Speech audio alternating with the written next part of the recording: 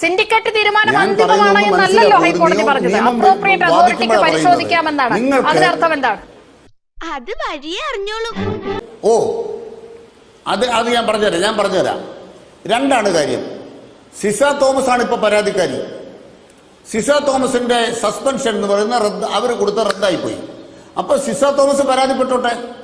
എന്തോന്ന് ഹൈക്കോടതി പറഞ്ഞാലും വ്യവസ്ഥയില്ലെങ്കിൽ അല്ല ആർലേക്കർക്ക് അതിനുള്ള അധികാരമുണ്ടെന്ന് കോൺഗ്രസുകാർ പറഞ്ഞാൽ നിങ്ങൾ RSSകാർക്ക് വേണ്ടിയാണ് വാദിക്കുന്നത്. എന്തോന്നാടോ എവിടെ നിന്ന് കിട്ടിയോടോ ഈ ഉണ്ടാക്കണേ? ഗവർണർക്ക് അല്ലെങ്കിൽ ചാൻസലർക്ക് അതിന്റെ മേലെ നടപടിയെടുക്കാൻ അധികാരമില്ല. ഞാൻ നിയമം പറയുന്നു.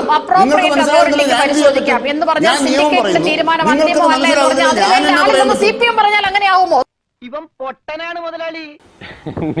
നിഷ ശ്രീ അനിൽകുമാർ അവിടെ കിടന്നിട്ട് വീണ് ഉരുണ്ട് പിടച്ചിരിക്കലാണ്. അദ്ദേഹത്തിന്റെ ഭാഗത്തുനിന്ന് ഇനി കൂടുതൽ എന്തെങ്കിലും ഇതിനകത്ത് ഒരു മറുപടി ഉണ്ടാവും എന്ന് ഞാൻ നമുക്ക് ഇവിടുത്തെ പ്രശ്നം എന്താണ്? ഇപ്പൊ കേരളത്തിന്റെ ചരിത്രത്തിൽ തുടക്കം മുതൽ കേരളത്തിലെ വിദ്യാഭ്യാസ സ്ഥാപനങ്ങൾ തുടക്കം മുതൽ ഇന്ന് വരെയുള്ള അവസ്ഥ എന്താണ്?